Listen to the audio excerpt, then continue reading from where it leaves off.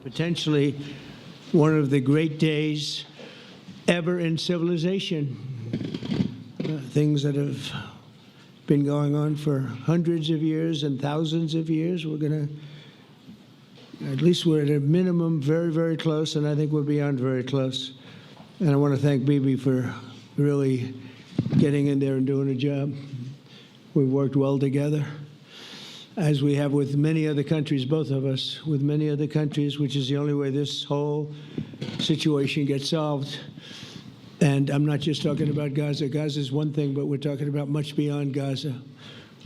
The whole deal, everything getting solved. It's called peace in the Middle East.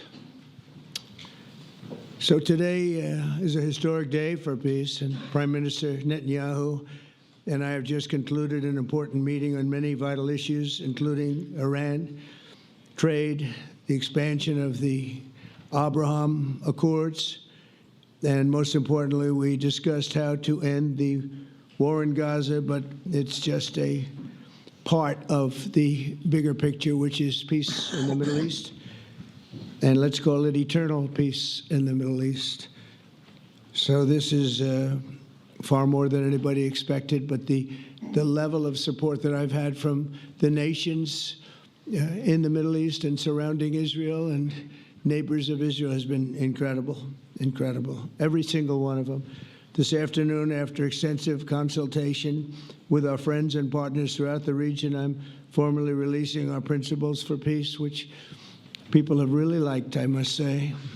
And these are done, not just routinely done, these are done with total consideration and working with the nations that we're talking about. All of these nations have made contributions to those suggestions. I want to thank the leaders of many Arab and Muslim nations for their tremendous support in developing the proposal, along with many of our allies in Europe. Europe has been very much involved, and as I was called by many of the European leaders, most of them saying, is this true? Are you really doing peace in the Middle East? This is the most incredible thing we've heard. Some think it's the biggest thing they've ever heard. They called just to find out, was it just a rumor or is it actually done? And then they said, have you spoken to the Arab leaders? Have you spoken to all of the other leaders that we have to get? A lot of people involved in this one. I also want to thank Prime Minister Netanyahu for agreeing to the plan and for trusting that if we work together, we can bring an end to the death and destruction that we've seen for so many years, decades, even centuries, and begin a new chapter of security, peace, and prosperity for the entire region. And I want to just say that my meetings and dialogue that we had with so many countries, Saudi Arabia as an example, the king is a phenomenal person. The Emir of Qatar, he's incredible people. UAE, and that's MBZ and ABZ. We're totally involved. These are the people that we've been dealing with and who've been actually very much involved in this negotiation, giving us ideas, things they can live with, things they can't live with. Pretty complex. I mean, after 2,000, 3,000 years, whatever it is, I guess it's got to be a little complex, or it would have been done a long time ago. The King of Jordan was with us, as you know, in the United Nations. The President of Turkey, President Erdogan, is a friend of mine, a strong man, but a good man. President of Indonesia, somebody who's an amazing leader, Prabowo. He is an amazing leader and respected by everybody. He was in the room with us. We were together with most of these people that I'm mentioning. Others were by phone or the next day. The Prime Minister and the Field Marshal of Pakistan, they were with us right from the beginning. Incredible. In fact, they just put out a statement that they fully believe in this pact. It just came out just as I was walking around. They said, sir, you have a big notice from the Prime Minister of Pakistan and from the Field Marshal that they back this 100%. President El-Sisi of Egypt, who's terrific, And these are people I've gotten to know over the years. I mean, I would say it started around 2015 and then went into 2016 when the presidency officially began. But I've known him actually for a long time, and there are many cases really great men. I can't say in all cases, but I will tell you in many cases they're great men and some great women too. They tend to be mostly men, however, I will say that. But if accepted by Hamas, this proposal calls for the release of all remaining hostages immediately, but in no case more than 72 hours. So the hostages are coming back, and I hate even saying this from the standpoint, doesn't sound right, but it is so important to the parents. The bodies of the young men, I believe in almost all cases, the young men are coming back immediately. I met with parents. The parents felt as strongly about getting the body of their dead boy back as they did as though the boy were alive and well. It's so important to them. And it means the immediate end to the war itself, not just Gaza. It's the war itself. Under the plan, Arab and Muslim countries have committed, and in writing in many cases, but I actually would take their word for it. The people I mentioned, I'd take their word for it, to demilitarize Gaza, and that's quickly.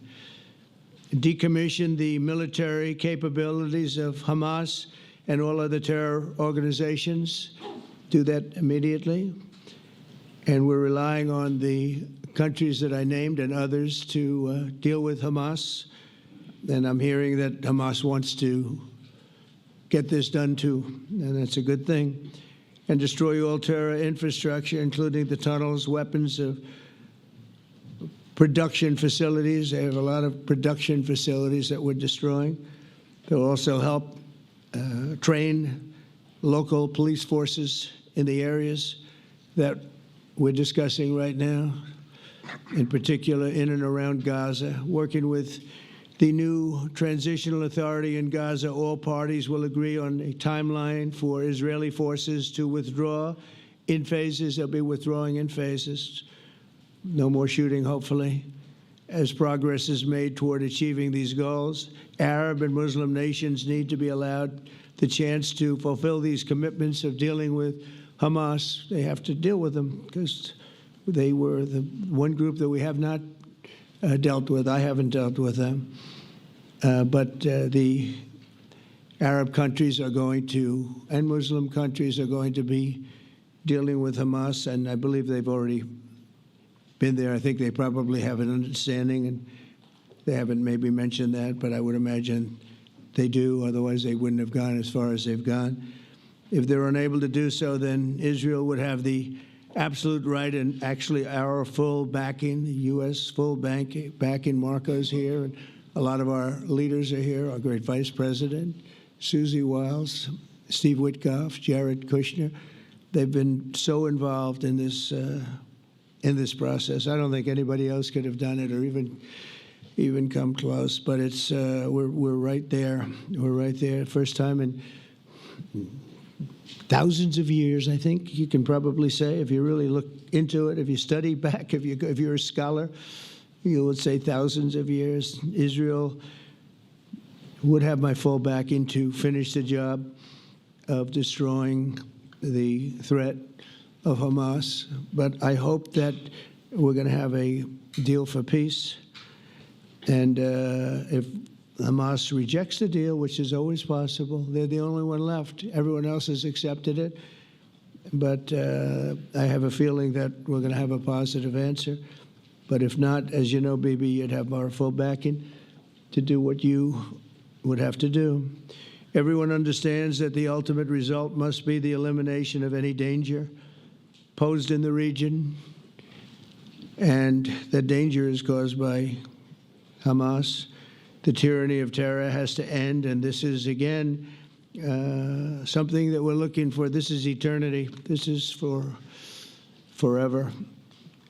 To ensure the success of this effort, my plan calls for the creation of a new international oversight body, the Board of Peace, we call it, the Board of Peace, sort of a beautiful name, the Board of Peace, which will be headed, not at my request, believe me, I'm very busy, but we have to make sure this works. The leaders of the Arab world and Israel and everybody involved asked me to do this, so it would be headed by a gentleman known as President Donald J. Trump of the United States. That's what I want, is some extra work to do, but it's so important that I'm willing to do it, and we'll do it right, and we're going to put leaders from other countries on, and leaders that are very distinguished leaders, and we'll have a board, and one of the people that wants to be on the board is the UK former Prime Minister, Tony Blair, good man, very good man, and some others. And they'll be named over the next few days. And it'll be quite the board. Working, everybody wants to be on it now. I don't know if that had anything to do. They named me and everybody else wanted to be on it. I guess they figure, well, he's a soft touch. He'll be easy to deal with. Working with the World Bank and others, it will be responsible for recruiting and training a new government that will be made up of Palestinians, along with highly qualified experts from all around the world. Hamas and other terrorist factions will play no role in the board, but they'll play no role in the governance of Gaza at all, directly or indirectly. As you know, thousands of Hamas leaders have been killed and soldiers have been killed. And we can never forget October 7th, but thousands have paid the price for that. And now it's time to get our hostages back and get back to trying to build something that's really great and very important. In our meeting today, Prime Minister Netanyahu was very clear about his opposition to a Palestinian state. And he continuously mentions October 7th, and I understand that. Most people do. And I understand and respect his position on many things, but what he's doing today is so good for Israel. I notice that they have large crowds gathering in Israel all the time, and they have my name up. They like me for whatever reason, maybe I don't know, but they do like me. But they say two things: please get the hostages back, and please end the war. They've had it. It's had it. So I think it's a very popular thing you do, because he's a warrior.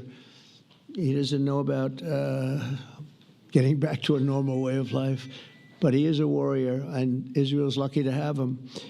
But now the people want to get back to peace. They want to get back to normalization in a true sense. Several countries have foolishly recognized the Palestinian state. As you know, some of our European friends, allies, good people, but they're really, I think, doing that because they're very tired of what's going on for so many decades. They've been presidents and prime ministers for years, and during this time, having to do with the Middle East, all they're doing is talking about the same thing over and over. They want to see it get back.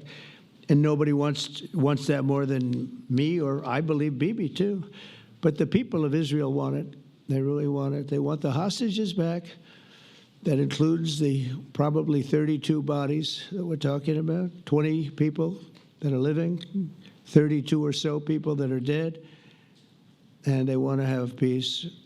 So let us not forget how we got here. Hamas was elected by the Palestinian people.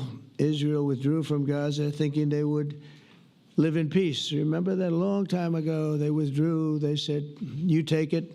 This is our contribution to peace. But that didn't work out. That didn't work out. It was the opposite of peace. They pulled away. They let them have it. And I never forgot that, because I said, that doesn't sound like a good deal to me. As a real estate person, I mean, they gave up the ocean, right? Ron, they gave up the ocean. They said, who would do this deal?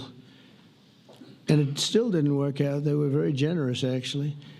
And they gave up the most magnificent piece of land in many ways in the Middle East. And they said, all we want to do now is have peace. And that request was not honored. Instead of building a better life for the Palestinians, Hamas diverted resources to build over 400 miles of tunnels and terror infrastructure, rocket production facilities, and hid their military command posts and launch sites in hospitals, schools, and mosques. So if you went after them, you'd be after them, and you wouldn't even realize you ended up knocking out a hospital or school or a mosque. A terrible thing, terrible, terrible way to have to fight. No fight is good, but that's a real bad one. So there are many Palestinians who wish to live in peace. Many, many, many. I've seen so many of them, and they have support. And I challenge the Palestinians to take responsibility for their destiny, because that's what we're giving them. We're giving them responsibility for their destiny, fully condemn and prohibit terrorism and earn their way to a brighter future. They don't want the life that they've had. They've had a rough life with Hamas. If the Palestinian Authority does not complete the reforms that I laid out in my vision for peace in 2020, they'll have only themselves to blame. We're giving them an amazing footprint, and they have amazing support from the leaders of the Arab world and the Muslim world, the great leaders. These are great leaders. These are unbelievable leaders that have built great countries and very wealthy countries. What the future holds for the Palestinians, no one really knows, but the plan that we put forward today is focused on ending the war immediately, getting all of our hostages back, getting everything back. Hard to believe when you even say it, and creating conditions for durable Israeli security and Palestinian success. Israeli security is going to be involved. We're going to help you. We'll be there with you in terms of helping with security. We want to make sure it works. We just want to make sure it works. There shouldn't be a shot fired. Now, there will be, I guess, because that's the way it seems to be, but there shouldn't have to be within a few days. There shouldn't have to be a shot fired. And maybe for eternity. Wouldn't that be nice? I hope it's true. I can tell you the leadership of that region feels that there's a good chance of it being true. So this will lead to this agreement that we're talking about will lead to a sustainable long-term peace. No president in history has been a greater friend of the state of Israel than I have, in addition to negotiating the Abraham Accords. I like to say it that way because the real people, that's what they call Abraham. I would say Abraham, but it's so much nicer when you say Abraham. So much more elegant. But the Abraham Accords, they're amazing. Jared, you did that along with your group of geniuses, and nobody thought that could be done. We have 4 countries, and Sleepy Joe Biden didn't do a thing. He didn't even know what the hell they were. He should have had them fold up. But I think this will also lead to packing them. And who knows, maybe even Iran can get in there. I hope, we hope we're going to be able to get along with Iran. I think that at some point, Iran will be a member of the Accords, and little did I realize it was going to take this turn. That was some turn we did with the B-2s.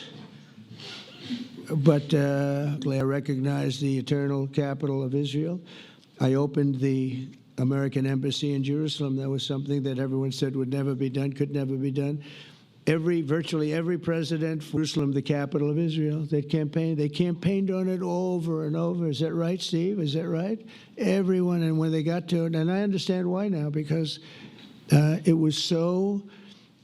When I got to office, I campaigned on it too. I said, we're going to make it. And then I'd get calls from the leaders of various countries saying, please don't do it. Please don't do it. It'll end the whole world. Please don't do it.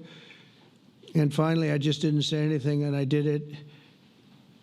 People were calling me before I did it because they heard I was going to do it. And leaders of countries were calling me. And I think it was on a Thursday that I did it. And they'd call me Monday, Tuesday, Wednesday, 3-4 times a day. And I said, tell them I'll call them back on Friday. And I announced it on Thursday. And I called them back, the biggest people in the world. And they said, you've done it. I said, done what? You've made the capital of Israel, Jerusalem. And we wanted to talk yet. I wish you called me a little sooner. Maybe I could have done something about it. So that was a lot easier than getting into an argument, because I knew what they were calling about. And you know what? It turned out to be amazing. Everybody thought it was going to lead to the end of the world, right? The end of the world, Ron, that's what they said. It didn't lead to anything. It just led to something that I promised, and something that was very, very popular for Jewish people, and a lot of other people too. I recognize Israeli sovereignty over the Golan Heights, and I cut taxpayer funding to the corrupt United Nations Relief and Works Agency. And United Nations was interesting because, as you know, a few days ago they introduced me. Ladies and gentlemen, the President of the United States. I'm looking at my teleprompter, and the thing was dead, stone cold, dead. The thing's up here. I have a long, beautiful speech to make. I'm back 30 feet back, and I'm saying, they're introducing me. There's nothing on my teleprompter. So, but I made a speech. I actually got good marks. You think Biden could have done that? I don't think so. I don't think he could have done that. I don't think too many people could have done it. But actually, it was actually more of a speech from my heart, if you want to know the truth. I think it was maybe better in certain ways because it was from the heart. It has to be from the heart. Otherwise, you're in big trouble. But I cut taxpayer funding for that very corrupt United Nations Relief and Works Agency, and nobody thought that would be done, and withdrew from the horrible Iran nuclear deal that was imposed upon Israel by Barack Hussein Obama and Biden. And I don't think Biden knew anything about it, though. I don't think he knows anything about it now, actually, if you ask him. He'd say, what is that? And we obliterated Iran's nuclear enrichment capacity, making it impossible for them to have a nuclear weapon, which they would have had probably in about 2 months from that. But I've never asked Israel to compromise its security, but we had big, strong talk. Nobody's been better to Israel. No president's been better to Israel than Donald Trump. But we had a long, strong talk, Bibi and I, and he understands it's time. It's time. History has shown, and the people of Israel want it. And the people of the Middle East want it. The people of enemies of Israel want it, but they don't have really too many enemies right now. And you know what? Many countries have gained great respect for Israel, for the way they fight, for the job they do, including me. I had respect anyway, but they gained respect. History has shown us that those who have relations with Israel have thrived, while those who have devoted resources and attention toward the destruction and even annihilation of Israel have languished. They haven't done well. Israel is not going anywhere. They're going to coexist with other people and countries in the region, from Syria to Lebanon to Saudi Arabia. The promise of a new Middle East is so clearly within our reach. This is the closest we've ever come to real peace, not fake peace, not political fool's peace. If we can get this difficult problem solved, the opportunities for all within that vast region of this world, it's a vast region, it's unlimited. The Abraham Accords show that all countries are better off when they communicate and work together and embrace new opportunities. I hope Jared and Steve and Susie and Marco and JD, we have great people. I hope you guys are going to work very hard to get these other countries in, because now they have no excuse. There's no longer an excuse. They were somewhere hesitant. And I tell you, the 4 countries that went in, I give them tremendous credit, and it's worked out incredibly well for them. In the same spirit, I'm pleased to report that earlier today, we took another important step toward greater understanding in the region. A short time ago, we had a historic phone call in the Oval Office with Prime Minister Tani, who's really a great person. So we had a great talk, and I was on the phone, and Bibi was talking. Prime Minister Al-Thani was of Qatar. They really had a heart-to-heart conversation. It was a great conversation, I thought. It was productive. It was everything that you need to have something turn out to be successful. And I want to thank Bibi, and I want to thank the Prime Minister. It was fantastic. We agreed to launch a formal trilateral mechanism between Israel, Qatar, and the United States to begin a dialogue to enhance mutual security, correct misperceptions, and avoid future misgivings. And I want to thank Qatar, its leadership, and the Emir. He's a fantastic person. I think, I'm going to be his public relations man, because I know him differently than a lot of people know him. but he wants peace. He wants to see peace. And his people, and they really acknowledge the critical role that they've played as mediator. And again, we're not quite finished. We have to get Hamas, but I think they're going to be able to do that. So now it's time for Hamas to accept the terms of the plan that we've put forward today. And again, this is a different Hamas than we were dealing with, because I guess over 20,000 have been killed. Their leadership has been killed 3 times over. So you're really dealing with different people than we've been dealing with over the last 4 years, 5 years. Everyone has done their part and come to the table in good faith. Our Arab and Muslim partners are fully prepared to step up and fulfill their commitments for the benefit of the people of Gaza and the entire region. They're willing to step up and do a lot. They really are. There are a lot of good people involved. Everybody who wants to see an end to the violence and destruction should be united in calling for Hamas to accept the extremely fair proposal so that we can end the war and get us back our hostages right now and have everlasting peace. And I look forward to having relationships with everyone. As the chairman of the board, I'll be involved, and we'll have meetings with some very smart people that'll be working over there to make sure that we haven't just been wasting time with an agreement that doesn't get done. The task of building peace will not be easy. There are some of the hardest problems in the world to solve, and that's why it's been going on for so many centuries. But too many lives are at stake not to try, and this is more than a try. I mean, I think this is something that gets done when you have virtually every country, and these are powerful, powerful countries that have a lot of money, and the money can make things happen. A lot of countries try, and they don't have any money. These are very rich countries that can make things happen.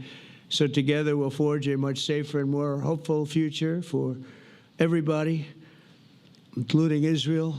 And I want to thank Prime Minister Netanyahu for his partnership, and I want to thank all of the leaders, the kings and the emirs and the presidents and prime ministers, people I mentioned. And they've been absolutely fantastic to work with, and it's just happened very quickly. It's happened from a couple of weeks before I had a couple of meetings, but a couple of weeks before we went to the United Nations, and we had some incredible meetings. It all came to place. It all took place, and everybody wanted to be a part of it. I don't have anybody that's saying we don't want anything to do with it. It's just the opposite. And I'll tell you, a couple of years ago, a year ago, I don't think we would have had this kind of participation, Mr. VP, right? I don't think we would have had. It's been amazing. The participation was 100%. Everybody wants to be a part of it. And everybody, those very strong countries, everybody wants it to work. So, Bibi, congratulations on this. I think this will be your crowning achievement, frankly. If this all works out, we think it will. It's going to be your crowning achievement, and I want to thank you very much for being here. Thank you. Please. Thank you. Thank you. Mr. President, first I want to thank you for graciously hosting me once again in the White House. And second, I want to thank you for your friendship and for your leadership. From Jerusalem to Tehran, from the Golan Heights to Gaza, you've proven time and again what I've said many times. You are the greatest friend that Israel has ever had in the White House. And Mr. President, you and I both know it's not even close. While you focus at home on making America great again, your leadership abroad is changing the world for the better, ending wars and advancing peace. I believe that today we're taking a critical step towards both ending the war in Gaza and setting the stage for dramatically advancing peace in the Middle East, and I think beyond the Middle East, in very important Muslim countries. I support your plan to end the war in Gaza, which achieves our war aims. It will bring back to Israel all our hostages, dismantle Hamas's military capabilities, end its political rule, and ensure that Gaza never again poses a threat to Israel. We would not have achieved this turning point without the courage and sacrifice of our incredibly brave soldiers. They fight like lions to defend the people of Israel, and they serve on the front line in the war between civilization and barbarism. Mr. President, when our two countries stand shoulder to shoulder, we achieve the impossible. Just a few months ago, in Operation Rising Lion and Operation Midnight Hammer, we struck a decisive blow against Iran's nuclear and ballistic missile program. Your bold decision to send those B-2s made the region safer and the world safer. Now, under your leadership, we're taking the next step to win the war and expand the peace.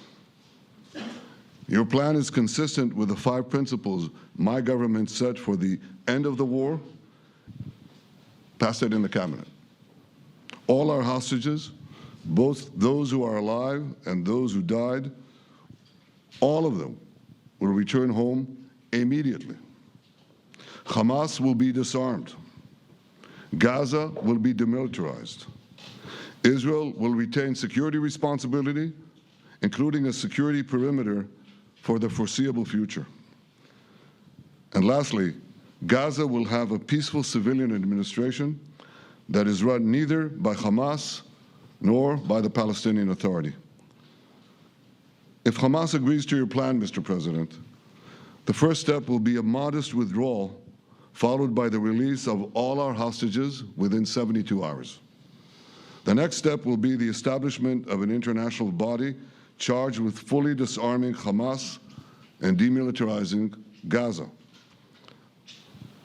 I appreciate your willingness to lead the body, Mr. President. I really appreciate it because you have a lot of things to do, and this is important. And it reflects the confidence that this will give everyone, that things will be followed up on all the commitments made. The fact that you're taking this on, I think, helps a lot to make sure that everything flows in the direction that we want.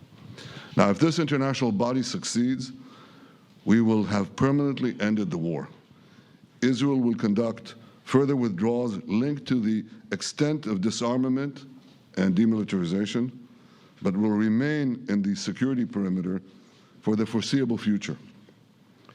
I think we should understand that we're giving everybody a chance to have this done peacefully, something that will achieve all our war objectives without any further bloodshed. But if Hamas rejects your plan, Mr. President, or if they supposedly accept it and then basically do everything to counter it, then Israel will finish the job by itself.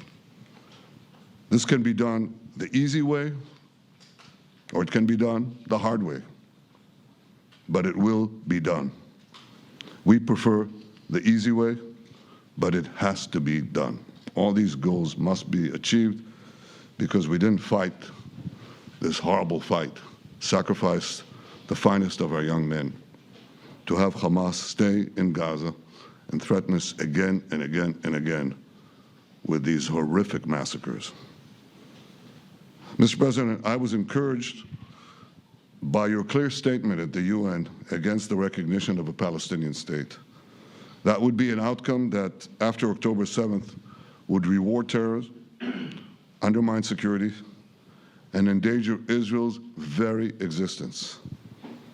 As for the Palestinian Authority, I appreciate your firm position that the PA could have no role whatsoever in Gaza without undergoing a radical and genuine transformation. In your 2020 peace plan, which you mentioned just now, you made clear what that transformation requires. It's not lip service. It's not checking a box. It's a fundamental, genuine, and enduring transformation. And that means ending pay to slay, changing the poisonous textbooks that teach hatred to Jews, to Palestinian children, stopping incitement in the media, ending lawfare against Israel at the ICC, the ICJ, recognizing the Jewish state, and many, many other reforms. It won't come as a surprise to you that the vast majority of Israelis have no faith that the PA Leopard will change its spots.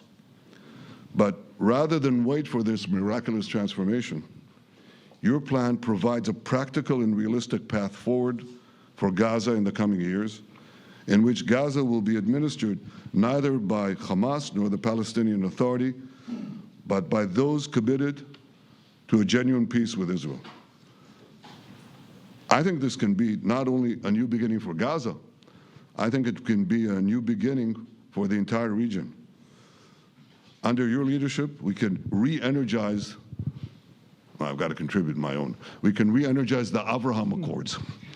That's what it's called in the original Hebrew, Abraham. Abraham is fine, Abraham, however you want to call it. Under your leadership, Mr. President, we can re-energize the Abraham Accords that we forged 5 years ago. We can expand them to many more Arab and Muslim nations that choose moderation over extremism. I think there's an opportunity here. It's not going to be easy, it's tough going, but I think if we succeed, you're absolutely right. We're going to open possibilities that nobody even dreamed of. But I think we dream of them. As you've told me, Mr. President, and you've told the world many, many times, you said, remember October 7th. Remember October 7th. And we do. We will never forget the horrors of October 7th, and we will do whatever is necessary to make sure they don't happen again. Since October 7th, Israel's enemies have learned a hard truth. Those who attack us pay a heavy price, but those who partner with us advance progress and security for their peoples. President Trump just said it. It's also in the Bible. It says, those who will bless you will be blessed, and those who will curse you will be cursed. And that's actually what is happening. We want the blessings. I think we've done a lot in the past 2 years to end the curse. We're not finished, but we've done a lot. And we've done a lot together to end the curse. I want to thank your entire team for their efforts to get to this point. I especially want to thank Steve Witkoff and Jared Kushner for their indefatigable work to bring Israel and Arab states in the region closer together. I am deeply grateful to both of them for their work. We had a phone call today just to make it clear. I said to the Prime Minister of Qatar, Israel was targeting terrorists, wasn't targeting Qatar. And of course, we regretted the loss of the Qatari citizen, wasn't our target.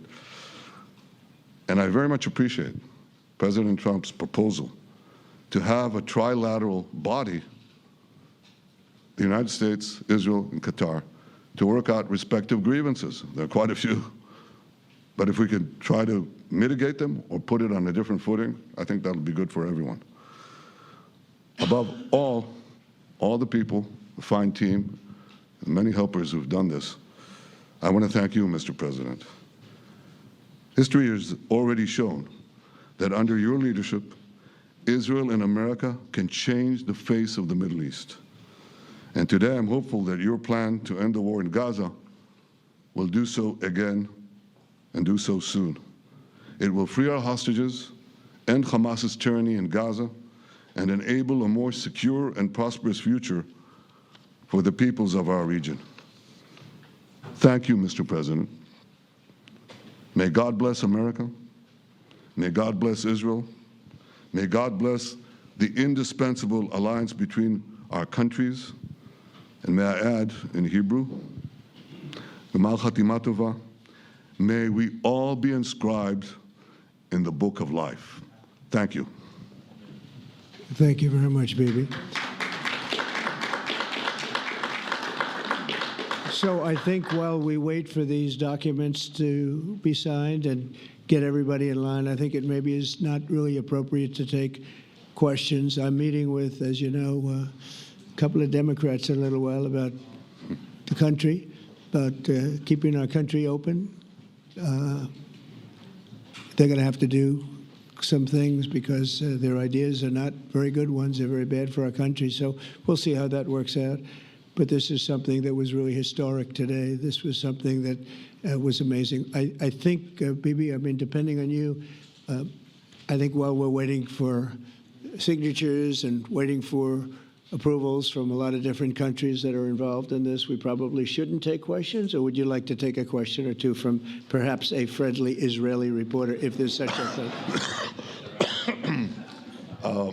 That's a very, very tough proposition. But I would think, Mr. President, that I would go by your instinct that this is, we'll have enough time for questions. Let's settle the issue first, I think. Thank you very much, everybody. Thank you.